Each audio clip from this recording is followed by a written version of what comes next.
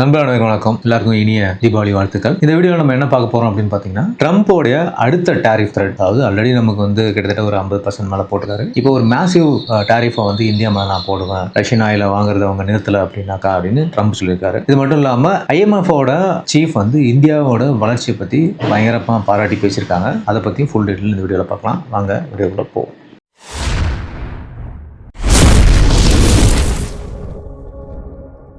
முதல்ல ட்ரம்ப்னுடைய த்ரெட் என்ன. ட்ரம்ப் திடீர்னு ஒரு முறையும் நம்மளை த்ரெட் பண்ணிட்டே இருக்காரு அப்படின்னு பார்ப்போம். ட்ரம்ப் என்ன சொல்லியிருக்காரு அப்படின்னாக்கா, இந்தியா ரஷ்யா கிட்ட இருந்து ஆயில் வாங்குறத நிறுத்தல அப்படின்னாக்கா நம்ம மேல மேசிவான டாரிஃபை போடுவாராமா. அவர் என்ன சொல்லிருக்காரு அப்படின்னு பார்த்தீங்கன்னா, நம்ம பிரைம் மினிஸ்டர் நரேந்திர மோடி அவருக்கு கால் பண்ணி ரஷ்யன் ஆயில் வாங்குறத நான் நிறுத்திடுறேன் அப்படின்னு சொல்லி அவர்கிட்ட சொன்னாரு. பர்சனலா எனக்கு ஒரு அஷூரன்ஸும் கொடுத்திருந்தாரு. ஆனா இந்தியா தொடர்ந்து ஆயில் வாங்கிட்டே இருக்கிறது எனக்கு கொஞ்சம் கூட பிடிக்கல. அதனால நான் ஒரு மேசிவான டாரிஃபை அவங்க மேல போடுவேன் அப்படின்னு சொல்லியிருக்காப்ல. இந்தியாவோட ரியாக்ஷன் நம்ம ஆல்ரெடி பார்த்ததுதான். நம்ம மினிஸ்ட்ரி ஆஃப் எக்ஸ்டர்னல் அஃபேர்ஸ்ல இருந்து இதை சுத்தமா ரிஜெக்ட் பண்ணிட்டாங்க. எம்இயோட ஸ்போக் பர்சன் ரஞ்சித் ஜெஸ்வால் என்ன சொல்லியிருக்காரு அப்படின்னாக்கா, ட்ரம்ப்புக்கும் PM மோடிக்கும் இடையிலான சமீபத்தில் அப்படி ஒரு காலே நடக்கவே இல்லை அப்படின்றத அவரு ரொம்ப தெளிவா சொல்லியிருக்காரு. ஆனா US கிட்ட இருந்து இந்தியா எனர்ஜி கார்பரேஷன் பத்தி, அதாவது அதிகமா ஆயில் அமெரிக்காட்ட இருந்து வாங்குறத பத்தின ஒரு விஷயத்தை நம்ம வச்சிருக்கோம் அப்படின்னு சொல்லியிருக்கோம். அது இல்லாம ரஷ்யன் ஆயில் வாங்குறத நம்ம நிறுத்திடுவோம் அப்படின்றத பத்தின எந்த ஒரு கன்ஃபர்மேஷனும் நம்ம இதுவரை கொடுக்கல அப்படின்னு சொல்லி ட்ரம்போட வாதத்துக்கு ஒரு ரிஜெக்ஷனா வச்சுட்டாங்க அப்படின்னு சொல்லப்படுது. சரி, ஆயில் வாங்குறது ஏன் அப்படின்னு நம்ம பார்க்கும்போது இது எல்லாமே நமக்கு தெரிஞ்ச விஷயம் தான். ட்ரம்ப் என்ன சொல்றாரு அப்படின்னா, இந்தியா இந்த ஆயில் பர்ச்சேஸ் மூலியமா ரஷ்யாவுடைய உக்ரைன் வாருக்கு ஃபண்ட் பண்றதா அவர் குற்றம் சாட்டினாரு. இதை சொல்லி தான் அவர் அடிஷனலா ஒரு 25% ஏற்கனவே போட்டாரு. நம்ம இந்தியாவுக்கு ரஃப்லி 1/3 ஆஃப் ஆயில் இப்போ ரஷ்யால தான் வந்துட்டு இருக்கு அப்படின்னு நம்ம பார்க்கறது. கிட்டத்தட்ட 36% நம்ம தான் வாங்குறோம். அதை நம்ம ஏற்கனவே பார்த்தோம். ரஷ்யா நம்ம இந்தியாவோட லார்ஜஸ்ட் ஆயில் சப்ளையரா இப்போ உருவெடுத்திருக்கின்றது நமக்கு தெரிஞ்ச விஷயம் தான். டாரிஃபினோட விளைவு என்ன அப்படின்னு பார்க்கும்போது, ஆல்ரெடி இந்த வருஷம் ஆரம்பத்துல இருந்தே ட்ரம்ப் நம்ம இந்தியாவோட டெக்ஸ்டைல் மற்றும் பாராமெடிக்கல்ஸ் மாதிரி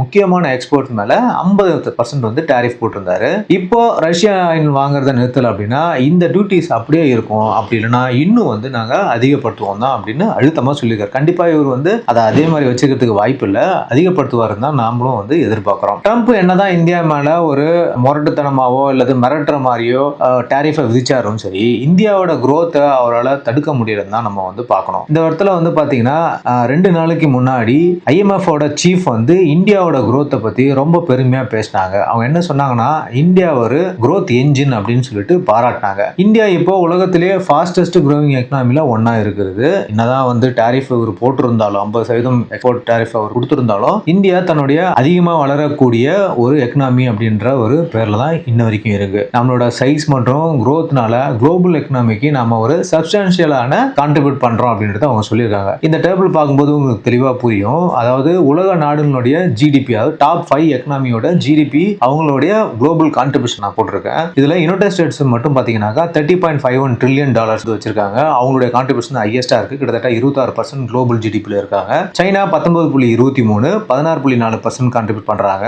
ஜெர்மனி 4.74 ட்ரில்லியன்ல இருக்காங்க. அவங்க 4% குளோபல் ஜிடிபிக்கு கான்ட்ரிபியூட் பண்றாங்க. இந்தியா பாத்தீங்கன்னா 4.19 ட்ரில்லியன்ல நம்ம இருக்கோம். 3.6% நம்ம கான்ட்ரிபியூட் பண்றோம். ஜப்பானும் அதே தான் இருக்கு. சோ ஜப்பானை தான் நம்ம பீட் பண்ணிட்டோம் அப்படின்னு சொல்லப்படுது. மேலும் ஜெர்மனியும் வருங்காலங்களில் நம்ம பீட் பண்ணிடுவோம் அப்படின்னு சொல்லிட்டு IMF-ம் சரி வேர்ல்டு பேங்க்கும் கணிச்சிருக்காங்க. ஓகே, இப்போ உலகத்துல இருக்கிற மொத்தம், அதாவது வேர்ல்டுல பாத்தீங்கன்னா 193 நாடுங்க இருக்காங்க. அதுல நாம ஜிடிபில 4வது இடத்துல இருக்கோம் அப்படின்றது ரொம்ப குறிப்பிடத்தக்க ஒரு விஷயமா பார்க்கப்படுது. நம்ம கிட்ட போட்டி போடுற பாகிஸ்தான் பாத்தீங்கன்னா 40வது பிளேஸ்ல இருக்கு. இதுல பாசிட்டிவ் பாயிண்ட் என்ன அப்படின்னு பார்க்கும்போது, இந்தியா இந்த லெவலுக்கு வர்றதுக்கு காரணம் சமீபத்தில் கொண்டு வந்த ரீஃபார்ம் தான் அப்படின்னு சொல்றாங்க.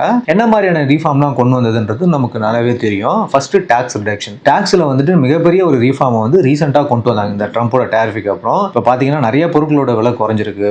கார் ஆகட்டும், பைக் ஆகட்டும், இது எல்லாமே விலை குறைஞ்சி அதிக சேல் உள்நாட்டில் நடக்குது அப்படின்றத நம்ம பார்க்கறோம். இன்ஃப்ராஸ்ட்ரக்சர் இன்வெஸ்ட்மெண்ட், அடுத்து பாத்தீங்கன்னா ரோடுகளுடைய கனெக்டிவிட்டி. அதாவது நம்ம நாட்டுல நிறைய ஹைவேஸ் இப்போ ரீசெண்ட் டேஸ்ல வந்திருக்கு. உள்கட்டமைப்புல கவர்மெண்ட் அதிகமா கவனம் செலுத்துறாங்க. இது ஒரு முக்கியமான விஷயமா பார்க்கப்படுது. அதுக்கப்புறம் இந்தியாவோட ரொம்ப ரொம்ப முக்கியமான ஒரு growth engine-ஆ பார்த்தது இந்த டிஜிட்டல் இன்ஃப்ராஸ்ட்ரக்சர் தான். இந்த டிஜிட்டல் இன்ஃப்ராஸ்ட்ரக்சர்ல நாம செஞ்ச இன்வெஸ்ட்மெண்ட் தான் இந்த growth-க்கு பொட்டன்ஷியல் இன்ஜெக்ஷன் போட்ட மாதிரி இருக்கு அப்படின்னு சொல்லப்படுது. அதாவது டிஜிட்டலைஸ் பண்ணதுக்கு அப்புறம் தான் நிறைய துறைகளில் இந்தியா அதிக லெவல்ல வளர வாய்ப்பு கிடைச்சது. உலகத்திலே இன்டர்நெட் சேவையில டேட்டா சர்வீஸை மிகவும் கம்மியா தர நாடுல இந்தியாவுக்கு 3வது பொசிஷன் இருக்கு. ஃபர்ஸ்ட் பொசிஷன்ல யாருக்கான்னு பாத்தீங்கன்னாக்கா இஸ்ரேல் நாடு இருக்கு. அதனால ஒரு சின்ன நாடுன்றதுனால அவங்களால ஈஸியா கொடுக்க முடியும். இத்தாலி வந்து 2வது பிளேஸ்ல இருக்குது. இத்தாலியும் வந்து ஒரு சின்ன நாடு. ஆனா இவ்வளவு பெரிய மக்கள் தொகையை வச்சுக்கிட்டு கிட்டத்தட்ட 1.4 பில்லியன், அதாவது 140 கோடி மக்கள் தொகையை கொண்ட ஒரு இந்தியாவுக்கு நம்ம இவ்வளவு மலிவான விலையில டேட்டா கொடுக்கறோன்றது மிக சிறந்த விஷயமா பார்க்கப்படுது. இந்த நாடுகளுடைய டேட்டா விலை இவ்வளவு குறைவா இருக்க காரணம் என்ன அப்படின்னு பார்த்தா,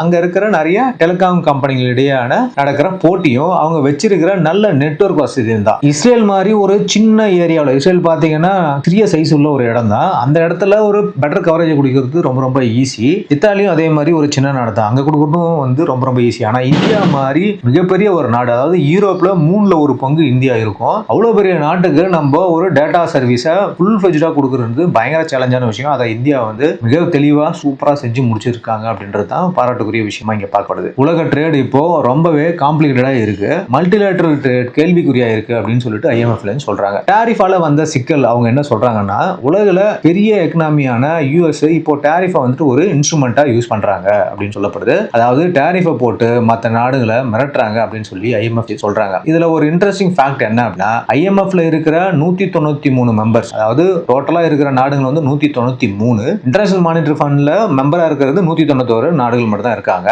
அதுல வெறும் 3 நாடுகள் மட்டும்தான், அதாவது US, சைனா, கனடா மட்டும்தான் இந்த டாரிஃப் விஷயத்துல ரொம்ப ஃபோர்ஸபிளா இருக்காங்கன்னு சொல்லப்படுது. மோஸ்ட் ஃபேவரபிள் நேஷன், அதாவது MFN அப்படின்னு சொல்லக்கூடிய இந்த ரூல், அதாவது IMF கொண்டு வந்து இந்த ரூல்ல மீத இருக்கிற 188 நாடுகளும் இன்னும் அதை வந்து கடைபிடிச்சிட்டு தான் இருக்காங்க, அதுல தான் ட்ரேட் பண்ண ஆசைப்படுறாங்கன்னு சொல்லப்படுது. இந்த 3 நாடுகள் தவிர்த்துட்டு மீதி எல்லா நாடுமே வந்து இந்த IMF சொல்றதுபடி தான் கேட்கறாங்க அப்படின்னு சொல்லப்படுது. இந்தியா மாதிரி ஓபன் எக்கனாமிக்கு ட்ரேட் தடை பண்ணா அது பெனிஃபிட் பண்ணாது அப்படின்னு சொல்லப்படுது. அட்வான்ஸா இருக்கிற எக்கனாமிக் கண்ட்ரிகள் வந்து ட்ரேடை வந்து நிறுத்தினா குளோபல் எக்கனாமி மொத்தமா வந்து growth ஆகிறதுல சிக்கல் வரும் அப்படின்னு சொல்லிட்டு IMF சொல்றாங்க. அதனால அவங்க என்ன சொல்றாங்க அப்படின்னா, ஜெனரஸா இருக்கணும், இந்த அட்வான்ஸ் எக்கனாமி உள்ள நாடுகள்லாம் வந்து ஒரு ஜென்யூனிட்டியோட நடந்துக்கணும், மற்ற நாடுகளுடைய விஷயங்களையும் வந்து அவங்க பார்க்கணும், அவங்க நாட்டை மட்டுமே பார்த்து பண்ணக்கூடாது அப்படின்னு வந்து தெளிவா IMF சொல்லியிருக்காங்க. இந்தியா இன்னும் என்னென்னலாம் செய்யலாம், அதாவது ரீஃபார்ம் பண்ணலாம் அப்படின்னு சொல்லிட்டு அவங்க ஒரு ஸ்ட்ராட்டஜி சொல்லியிருக்காங்க. நம்ம இந்தியா என்ன பண்ணணும்னு சொல்லிட்டு IMF கொடுத்த 2 முக்கியமான அட்வைஸ் வந்து நம்ம இதில் பார்க்கலாம். ட்ரேடை வந்து அதிகப்படுத்தணும் அப்படின்னு சொல்லி அவங்க சொல்றாங்க, அதாவது ஹையர் ட்ரேட் வந்து இன்டகிரேட் பண்ணணும்னு சொல்றாங்க.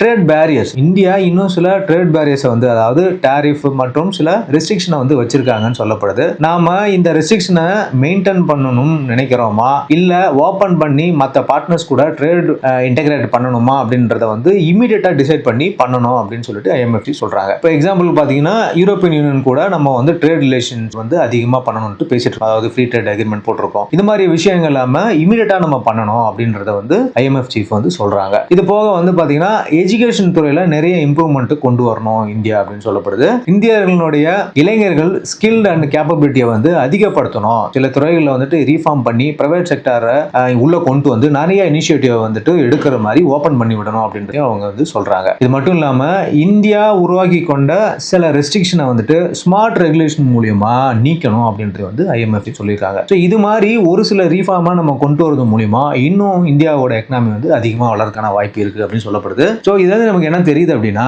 என்னதான் ட்ரம்ப் நம்ம மேல 50%, 100%, 200% வரைக்கும் திரும்பவும் ஒரு டாரிஃப் போட்டாலும் நம்ம அதை பத்தி ஒரி பண்ண போறது கிடையாது. நம்ம வந்துட்டு நம்மளோட growth நல்லா போயிட்டோம் அப்படின்றது தான் IMF ரொம்ப தெளிவா சொல்லியிருக்காங்க. அவர் போட்டு ட்ரம்ப் 50% இம்போர்ட் டியூட்டியை போட்டுமே வந்து இந்தியாவோட growth வந்து 6.5% மேல போயிட்டு இருக்கு அப்படின்றது தான் வந்து IMF ஓட செய்தியா நம்ம பார்க்குறோம். மேலும் இந்தியாவோட இந்த டாக்ஸ் ரிடக்ஷன் மற்றும் இன்டகிரேட் பண்ணது, அதிகப்படியான டிஜிட்டலைஸ் பண்ணது, இது எல்லாமே இந்தியாவோட growthக்கு மிகப்பெரிய உதவியா இருக்கு அப்படின்னு சொல்லிட்டு IMF சீஃப் பெருமையா பேசியிருக்காங்க. ஸோ இதில் நம்ம என்ன பார்க்குறோம் அப்படின்னா, ட்ரம்போட டாரிஃப் இங்கே வேலைக்கு ஆகாது அப்படின்றத மறுபடியும் நான் அந்த இடத்துல சொல்றேன். ஓகே நண்பர்களே, இந்த வீடியோ இன்ஃபர்மேட்டிவ் இருந்திருக்கும் நான் நம்புறேன். இந்த வீடியோவுக்கு வந்துட்டு லைக் பண்ணுங்க, உங்க ஃப்ரெண்ட்ஸ்லாம் ஷேர் பண்ணுங்க, சேனலுக்கு சப்ஸ்கிரைப் பண்ணுங்க. மீண்டும் நல்ல வீடியோட ஒரு இன்ஃபர்மேஷனோட உங்களை சந்திக்கிறேன். தேங்க்யூ.